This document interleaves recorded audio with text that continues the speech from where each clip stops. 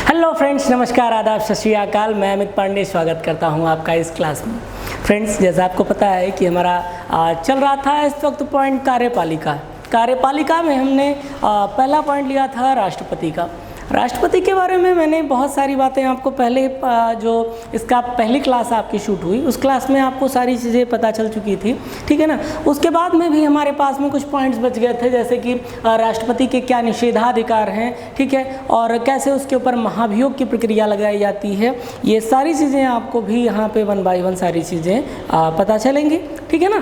तो स्टार्ट करते हैं आपको यहीं पे बिंदास के साथ में, और यहाँ पर जितनी शिद्दत के साथ में आप पढ़ोगे वो सारी चीज़ें आपको लौट कर मिलनी है, क्योंकि सफलता अगर आपको पानी है तो मेहनत आपको ही करना पड़ेगा।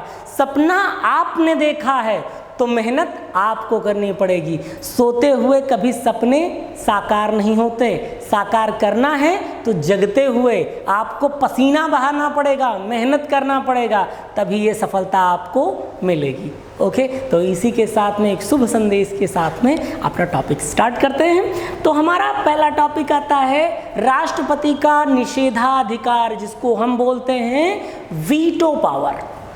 क्लियर है ना। तो वीटो पावर आप 1 वर्ड में सुनते होंगे कि राष्ट्रपति ने ये वीटो पावर यूज कर लिया, ठीक है ना। तो कौन कौन से वीटो पावर हैं जो राष्ट्रपति को दिए गए हैं और उसका प्रयोग वो कब कब करता है, इसके बारे में हम यहाँ पे कंप्लीट जानकारी लेंगे, ठीक है ना। तो स्टार्ट करते हैं, ठीक है। देखिए, अगर संपूर्ण या आत्यांतिक वीटो की बात करते हैं, कुल वीटो कितने, ये मैंने लिख रखा है कितने वीटो हैं, 3 वीटो मिलते हैं। वो 3 वीटो कौन कौन से हैं उनको भी हम जानेंगे। पहला आता है आत्यांतिक या संपूर्ण वीटो, कंप्लीटली मना कर देना, ठीक है ना। जैसे कोई अगर विधेयक आया और उस विधेयक को डिनाई कर दिया, राष्ट्रपति ने कहा ना, गलत बात, ये विधेयक नहीं पास होगा, उसने इनकार कर दिया, ठीक है, तो उसको कहा जाता है आत्यांतिक या कंप्लीटली या आत्यांतिक संपूर्ण वीटो कह दिया गया, या आत्यांतिक वीटो कंप्लीटली निषेधाधिकार है, ठीक है ना। तो इसमें होता क्या है, संसद से अगर कोई विधेयक पारित हो गया, ठीक है, पहले लोकसभा में गया, ठीक है, लोकसभा में जाने के बाद वो राज्यसभा में गया, अगर वो लोकसभा में जाने के बाद राज्यसभा में भेजा गया, दोनों जगह से वो पारित हो जाए तो वो किसके पास जाता है, राष्ट्रपति के पास जाता है। किसके लिए, सहमति के लिए, उनके हस्ताक्षर के लिए, ताकि वो बिल या विधेयक कानून बनाया जा सके। और बिना राष्ट्रपति के सहमति के कभी भी कोई बिल या विधेयक कानून नहीं बन सकता है। तो क्या हुआ, राष्ट्रपति के पास में हस्ताक्षर के लिए भेजा जाता है, लेकिन राष्ट्रपति क्या करता है, नहीं, मना कर देता है, हस्ताक्षर से मना कर देता है। तो उस कंडीशन में क्या होता है, हमारा विधेयक समाप्त हो जाता है, ठीक है। क्या होता है, संसद से क्या हुआ, विधेयक पारित हो गया। पारित होने के बाद में किसके पास गया, पारित होने के बाद, ठीक है, पारित होने के बाद राष्ट्रपति हस्ताक्षर से मना कर देता है। राष्ट्रपति के पास जब जाता है तो राष्ट्रपति हस्ताक्षर से मना कर देता है, तो क्या होता है, विधेयक समाप्त मान लिया जाता है। और इसको क्या कहा जाता है, आत्यांतिक वीटो कहा जाता है इसको, ठीक है, आत्यांतिक वीटो कहा जाएगा, या फिर क्या कहा जाएगा, संपूर्ण निषेधाधिकार कहा जाएगा। क्लियर है ना, बातों को समझ गए आप। मैंने स्ट्रक्चर से समझाया है, आपको बेहतर समझ में आएगा। संसद से कोई विधेयक पारित हो गया, पारित होने के बाद राष्ट्रपति हस्ताक्षर से मना कर देता है, तो क्या होगा, विधेयक समाप्त हो जाता है, ठीक है। ये आपका क्या है, आत्यांतिक वीटो या संपूर्ण निषेधाधिकार। क्लियर है। अगला पॉइंट हम देखते हैं। अगला आता है निलंबनकारी वीटो। निलंबनकारी, आपको वर्ड से ही समझ गया होगा, निलंबन यानी विलंब होना, निलंबनकारी यानी विलंब होना। कैसे विलंब होगा? देखो, मान लो संसद से कोई विधेयक तो पारित हो गया, संसद से विधेयक पारित हो गया, राष्ट्रपति ने क्या किया? हस्ताक्षर से इनकार कर दिया। लेकिन हस्ताक्षर से इनकार करने के बाद पुनर्विचार के लिए वापस भेज दिया। किसके पास भेज दिया है? पुनर्विचार के लिए वापस भेज दिया संसद में, पुनर्विचार के लिए वापस संसद में भेज दिया। तो क्या इसको क्या कहते हैं? इसको कहते हैं निलंबनकारी वीटो। ठीक है, ऐसा क्यों हुआ? यदि संसद, लेकिन इस बात पे भी है, एक बार तो राष्ट्रपति ने जो भी बिल आया उसको वो पुनर्विचार के लिए वापस भेज सकता है, लेकिन अगर संसद से पुनः वो पारित होके वापस आ जाता है तो क्या है?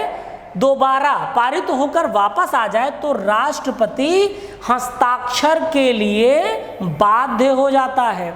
एक बार जब वहाँ संसद से आया, हस्ताक्षर के लिए राष्ट्रपति के पास, लोकसभा राज्यसभा दोनों से पारित होके राष्ट्रपति को कोई बात ना गवारा लगी, या उसको वो बिल समझ में नहीं आया, या उसको लगा कि ऐसा नहीं होना चाहिए, इसमें कुछ बदलाव होने चाहिए, तो वो पुनर्विचार के लिए वापस संसद में भेज देता है।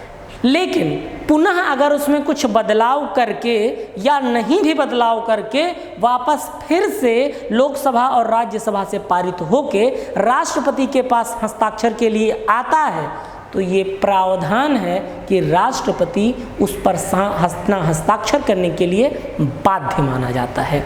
ठीक है ना? क्योंकि अब इसको निलंबनकारी क्यों कहा गया है? क्योंकि बिल को कानून बनने में समय लग गया। ये जो दोबारा से प्रोसेस करनी पड़ी विधेयक को पारित कराने में जो समय लग गया, अतः इसे क्या कहा जाता है? निलंबनकारी वीटो कहा जाता है। समझ गए भाई? क्या है इसमें? विलंब लगा। विलंब क्यों लगा? क्योंकि एक विधेयक जो कि लोकसभा और राज्यसभा से पारित होकर आ गया था, उसको क्या किया है? इनको दोबारा से पुनर्विचार के लिए राष्ट्रपति ने वापस भेज दिया, और जब राष्ट्रपति ने पुनः विचार के लिए भेजा तो उसमें समय लग गया, और इस समय की वजह से क्या हुआ? जो एक विधेयक कानून बनने वाला कुछ समय पहले था, उसको बनने में थोड़ा ज़्यादा समय लग गया। इसको क्या कहा गया?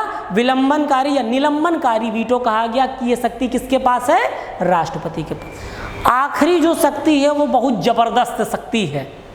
आखिरी जो शक्ति है वो राष्ट्रपति के पास बहुत ज़बरदस्त शक्ति है, जो समझ लो उसके बाद रामबाण इलाज है। कौन सा है? जिसको कहा जाता है जेबी वीटो। जेबी वीटो। ठीक है, यहाँ पर आपको हम ये भी बताएंगे पहला जेबी वीटो कब प्रयोग किया गया। ठीक है ना? जानो, अगर मान लो संसद से पारित हो गया, लोकसभा राज्यसभा दोनों में पारित हो गया, ठीक है ना? लोकसभा राज्यसभा दोनों में पारित हो गया। विधेयक को पारित होने के बाद राष्ट्रपति के पास भेज दिया गया। अब राष्ट्रपति कहता है ना तो मैं हस्ताक्षर करूंगा, ना तो मैं हस्ताक्षर करूंगा, और ना ही पुनर्विचार के लिए मैं वापस भेजूंगा। अब बताओ, ना तो मैं पुनर्विचार के लिए वापस तुमको संसद में भेजूंगा, वरना तुम फिर पारित करा के लिए आ जाओगे तो मैं बाध्य हो जाऊंगा। ऐसा राष्ट्रपति तब करता है जब उसको लगता है कि इस विधेयक के कानून बनने के बाद में संविधान को खतरा हो जाएगा। ऐसी कंडीशन में वो अपने स्वविवेक का प्रयोग करके जेबी वीटो का प्रयोग करता है। ठीक है ना? जेबी वीटो का प्रयोग करता है। अब होता क्या है इसमें ये जानो। संसद विधेयक को पारित कर देता है, राष्ट्रपति के पास आया, राष्ट्रपति ने कहा ना तो हस्ताक्षर किया और ना ही पुनर्विचार के लिए इसको वापस भेजा, बल्कि क्या किया? अनिश्चित काल के लिए इसे अपने पास रख लिया। अब जब अनिश्चित काल के लिए इसे अपने पास रख लिया, ठीक है, तो क्या हुआ कि जब अनिश्चित काल के लिए अपने पास रख लिया तो ये पड़ा रह जाएगा। कब तक रखेगा? कोई समय सीमा नहीं देता है। तो ये अपने आप ही विधेयक समाप्त हो जाता है, क्योंकि जब किसी सत्ता पक्ष का एक समय खत्म हो जाएगा, दूसरे का सत्ता पक्ष आएगा तो वो उनके विधेयकों पर कभी ध्यान नहीं देता है। ठीक है, आज तक सिर्फ एक बार एक राष्ट्रपति ने इसका प्रयोग किया है। किसने प्रयोग किया है, आइए देखते हैं। ये टाइम था 1986 का। तत्कालीन जो राष्ट्रपति थे, नाम था उनका ज्ञानी जैल सिंह। ठीक है, ज्ञानी जैल सिंह ने डाक संशोधन विधेयक आया, डाक संशोधन विधेयक 1986 में आया। उस वक्त जो प्रधानमंत्री थे राजीव गांधी थे, उनके इस विधेयक पर सबसे पहले जेबी वीटो का प्रयोग किया। अब बहुत इंटरेस्टिंग बात है, थोड़ी देर के लिए सुन लीजिए। बात क्या था, इस जेबी वीटो की एक कहानी थी। जो 1984 में, ठीक है ना, एक दंगा हुआ, सिख दंगा। इसमें क्या हुआ कि जनरल सिंह भिंडरवाला, यानी कि इस वक्त आप देख रहे होंगे कि लगातार लोग खालिस्तान खालिस्तान वर्ड का नाम दे रहे हैं, ठीक है ना। खालिस्तान जो था वो एक नायक उसका था, या उसका आतंकवादी कह दो, तो उसका जो संगठन का प्रमुख था उसका नाम था जनरल सिंह भिंडरवाला। ठीक है, ये हकीकत की बात है कि जनरल सिंह भिंडरवाला को कांग्रेस का ही सपोर्ट था, लेकिन वो इतना उग्र हो गया कि बाद में कांग्रेस को भी नहीं समझ रहा था। उसने पंजाब को एक अलग देश बनाने का सोच लिया। जब ऐसी बात आती है तो उस वक्त तत्कालीन प्रधानमंत्री इंदिरा गांधी जी, उन्होंने क्या किया, इसको खत्म करने के लिए एक प्लान बनाया, ठीक है ना। तो उसके लिए राष्ट्रपति उस वक्त ज्ञानी जैल सिंह थे। ज्ञानी जैल सिंह से परमिशन लेने बिना ही उन्होंने क्या किया, रातों रात ऑपरेशन ब्लू स्टार बनाया। ऑपरेशन ब्लू स्टार को इन्होंने एक तहत कर दिया कि ठीक है, आप जाके और उन पे गोलियां चलाओ। ये पहला ऐसा टाइम था जब किसी घरेलू हिंसा के लिए आर्मी का प्रयोग किया गया। आर्मी ने जाके लगातार गोलियां चलाई और जिसकी वजह से क्या हुआ, सिखों के जो धर्म था उसको आहत हुआ। उनका जो अकाल तख्त था वो गोलियों से छलनी हो गया, जिसके कारण जो था बहुत ज़्यादा लोग जो थे, भिंडरवाला तो मारा गया, लेकिन इसी के साथ साथ सिख बहुत ज़्यादा आहत हो गए। इसी कारण से जो उन्हीं के सैनिक थे, यानी उनके जो रक्षक थे, कौन कौन, जो उनके इंदिरा गांधी के रक्षक थे, उन लोगों ने क्या किया, उन पे गोलियां चला दी। वो तो वहां खत्म हो गई, लेकिन उसी समय ज्ञानी जैल सिंह जब वापस आते हैं तो किनको बनाते हैं, राजीव गांधी को बना देते हैं। कौन, उस वक्त प्रधानमंत्री बनाते हैं। लेकिन इस विवाद के समय पे लोग बहुत ज़्यादा अपनी डिमांड्स कर रहे थे। पत्रों में लगातार क्या हो, उनके खिलाफ बातें की जा रही थी। तो इन्होंने क्या किया, राजीव गांधी ने लोगों का मुंह बंद करने के लिए डाक संशोधन विधेयक आया, जिसके तहत क्या था, प्रेस की स्वतंत्रता पे भी रोक लगाने की बात इन्होंने सोच ली। जिस पर क्या हुआ, इनका मतभेद हो गया ज्ञानी जैल सिंह से। ज्ञानी जैल सिंह ने कहा इस विधेयक को पारित नहीं होने दूंगा, क्योंकि उससे पहले ही वो आहत थे। क्योंकि अमृतसर यानी स्वर्ण मंदिर पर उन्होंने हमला करके जो किया या फिर उस पर जो अटैक कराया, वो उससे पहले ही आहत थे। लेकिन उनकी इस बात को, क्योंकि उन्हीं की सरकार ने उनको बनाया था, ये पहला मामला था कि जिस पार्टी ने किसी को राष्ट्रपति बनाया उसी के खिलाफ चले गए। वो थे ज्ञानी जैल सिंह, जिन्होंने अपनी ही पार्टी के खिलाफ बनाया डाक संशोधन विधेयक जो था 1986 में, उसके खिलाफ जेबी वीटो प्रयोग कर लिया। तत्कालीन प्रधानमंत्री कौन थे, राजीव गांधी। ये बहुत इंपॉर्टेंट है, आपसे आता है कि सबसे पहले जेबी वीटो किसने प्रयोग किया, ज्ञानी जैल सिंह ने। किस पर डाक संशोधन विधेयक, किस पे मतलब जेबी वीटो अपनाया था, तो डाक संशोधन विधेयक पर। कब अपनाया गया था, 1986 में। ठीक है, कहानी इसके पीछे क्या था वो भी समझ गए। इसके पीछे काफ़ी मैटर है। अगर ऑपरेशन ब्लू स्टार, कभी मैं एक पूरा मैटर शूट करके दूंगा जिससे आपको ये भी समझ में आ जाएगा कि ये जो इस वक्त विवाद चल रहा है खालिस्तान का, ये खालिस्तान कैसे बना और इस पर क्या विवाद थे, वो भी आपको समझ में आएगा। ठीक है ना। चलिए आगे हम देखते हैं अध्यादेश। अध्यादेश क्या होता है कि अगर कभी लोकसभा और राज्यसभा सदन में उपस्थित नहीं है, या तो दोनों सदन में उपस्थित नहीं सत्र में, या तो फिर कोई एक उपस्थित नहीं है, लेकिन अगर राष्ट्रपति को लगता है कि कोई कानून बनना आवश्यक है, तो उसके लिए क्या करता है, वो अध्यादेश पारित करता है। अध्यादेश क्या होता है, तो सबसे पहले जान लीजिए आर्टिकल 123, आर्टिकल 123 के तहत अध्यादेश जारी किया जाता है। यदि संसद के कोई सदन या दोनों सदन सत्र में उपस्थित न हो तथा कोई कानून तत्काल लागू करना आवश्यक हो। राष्ट्रपति को लगता है कि कोई कानून तत्काल लागू करना आवश्यक है तो राष्ट्रपति अध्यादेश के माध्यम से इसको कानून लागू कर देता है। लेकिन क्या ये कानून सदा रहेगा? नहीं रहेगा। उसके लिए भी एक प्रावधान किया गया है कि 6 हफ्ते तक के ये लागू रहेगा, ठीक है ना, 6 हफ्तों तक तो ये लागू रहेगा। लेकिन अवधि है इसकी, अध्यादेश जारी होने के पश्चात संसद की पुनः बैठक होने के 6 सप्ताह के भीतर इस अध्यादेश को संसद की सहमति प्राप्त करना अनिवार्य है। अगर संसद की सहमति इसको प्राप्त नहीं हुई तो क्या होगा? ये 6 सप्ताह के बाद में स्वतः निष्क्रिय हो जाएगा। अगर संसद के सदन में इसको प्रस्तुत करेंगे 6 सप्ताह के भीतर, यानी दोबारा जब भी बैठक होती है तो तुरंत 6 सप्ताह के भीतर आप क्या करेंगे? इसको प्रस्तुत करेंगे और इसको कानून का दर्जा प्राप्त कराएंगे, तब तो ये लागू रहेगा। अन्यथा ये क्या होगा? 6 सप्ताह बाद स्वतः निष्क्रिय हो जाता है। क्वेश्चन आपसे आता है, अध्यादेश किस आर्टिकल में है? 1 2 3। किस आर्टिकल में है? 1 2 3। कितने दिनों तक अवधि होती है? 6 सप्ताह। कब तक इसको लागू करना है? दोनों सत्र सभा में मौजूद हो जाएं, उसकी अनुमति लेना आवश्यक है 6 सप्ताह के अंदर। ओके, नेक्स्ट आते हैं हम अगले पॉइंट पे। अगला आता है राष्ट्रपति के प्रशासनिक कार्य। प्रशासनिक कार्यों में हम देखेंगे संघ के समस्त कार्यपालिका की कार्यवाही राष्ट्रपति के नाम से होगा। मैंने पहले ही आपको बताया है कि कोई भी कार्य होगा वो राष्ट्रपति के नाम से ही होगा, ठीक है। अंतरराष्ट्रीय संधियां, अगर कोई भी संधि करनी है तो बिना राष्ट्रपति के सहमति के आप कोई संधि नहीं कर सकते हैं, उसके लिए राष्ट्रपति का हस्ताक्षर होना अनिवार्य है। आर्टिकल 356 के तहत किसी राज्य में राष्ट्रपति का शासन लागू करना, ये भी इसकी शक्ति है, प्रशासनिक शक्ति, ठीक है ना।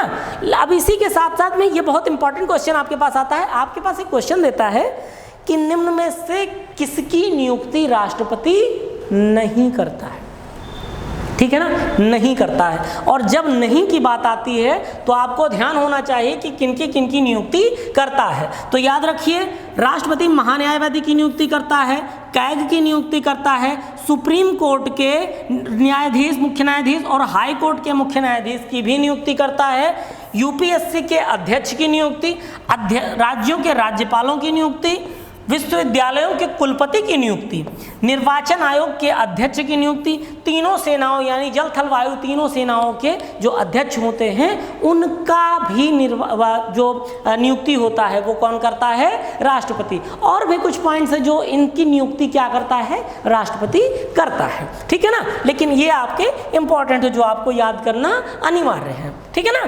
आगे पॉइंट देखते हैं, राष्ट्रपति की न्यायिक शक्तियाँ। राष्ट्रपति के पास में कौन कौन सी न्यायिक शक्तियाँ होती हैं, इनके माध्यम से हम ये भी जानेंगे, ठीक है ना। न्यायिक शक्तियों में सबसे पहले आता है आर्टिकल 72। आर्टिकल 72 बताता है क्षमादान। क्षमादान क्या है कि राष्ट्रपति किसी भी व्यक्ति को जिसको सुप्रीम कोर्ट ने कोई दंड दे दिया है उसके बाद भी उसको क्षमा करने का अधिकार है। लेकिन कौन कौन से क्षमादान के अधिकार हैं? देखिए, इसके पास में 4 प्रकार के क्षमादान होते हैं, ठीक है ना।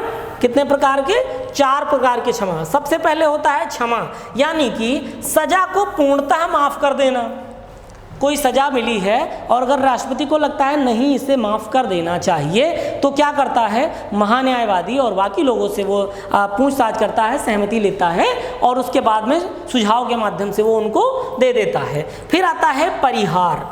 परिहार का अर्थ होता है कि अगर राष्ट्रपति को लगता है कि नहीं ऐसा नहीं होना चाहिए, सजा के प्रावधानों में बदलाव करना चाहिए। परिहार यानी कि सजा के प्रावधानों में बदलाव, जैसे कि अगर किसी को क्या हुआ है?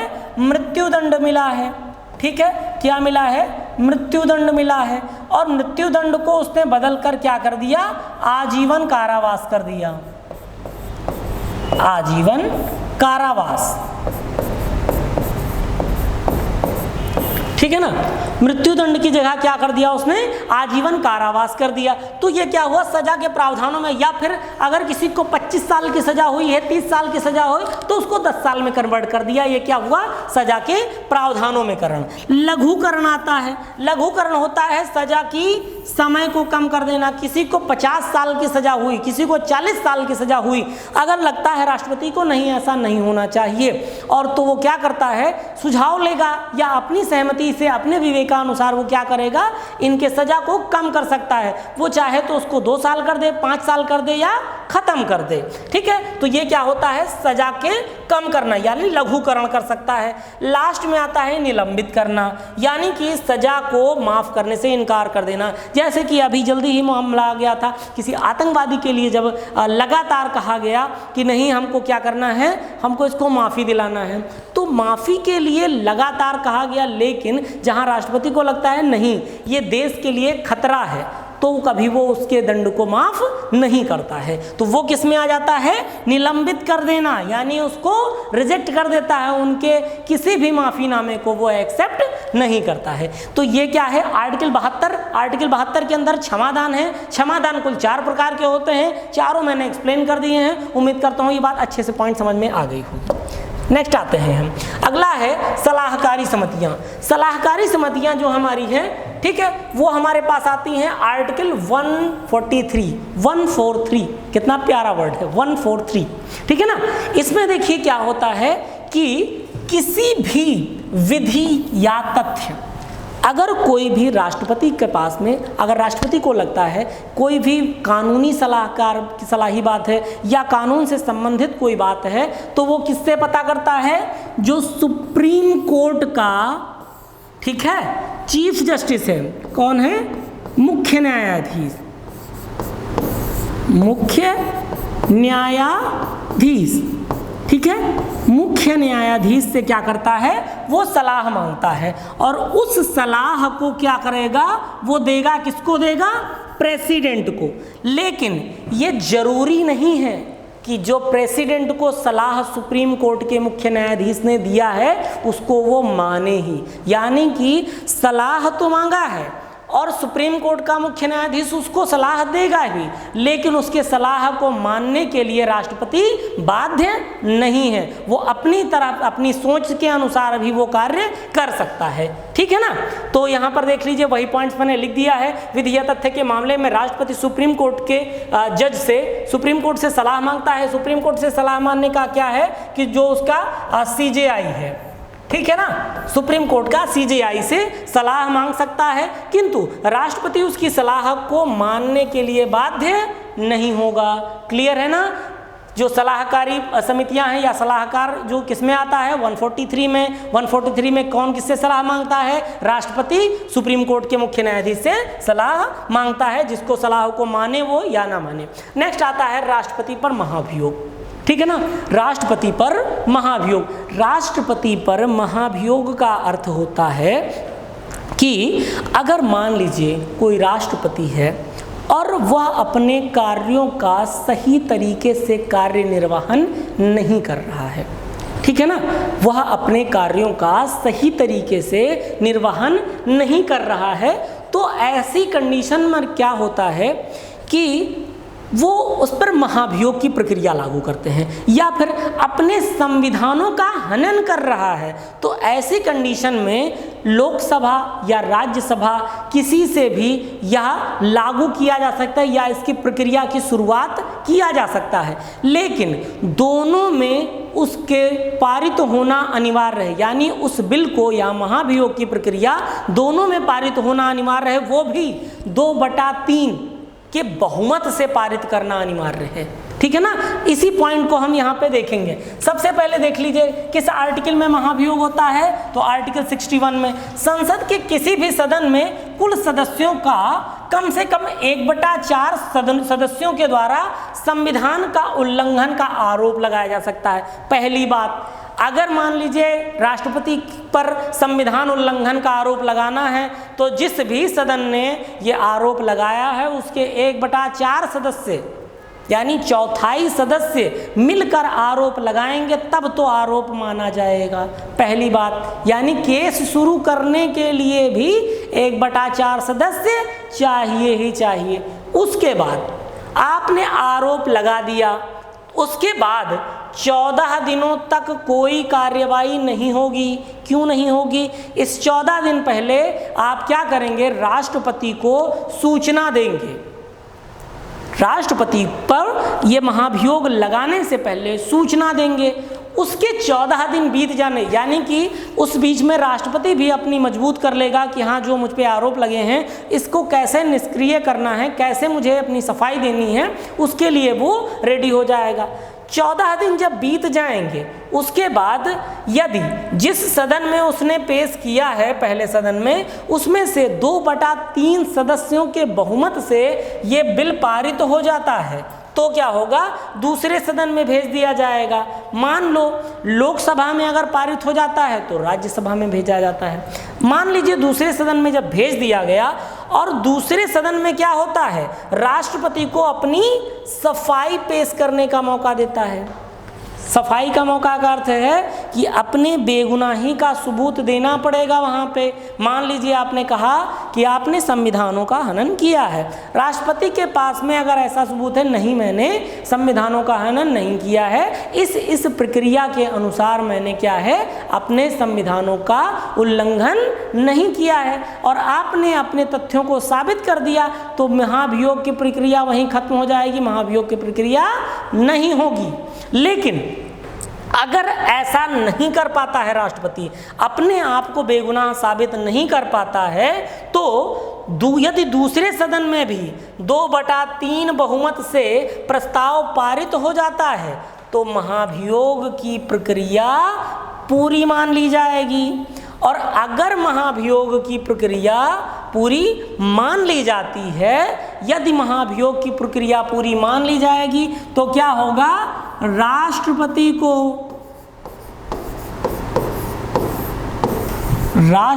को क्या करना पड़ेगा? राष्ट्रपति को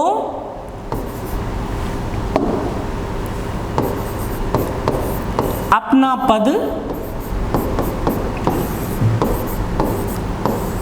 छोड़ना पड़ेगा।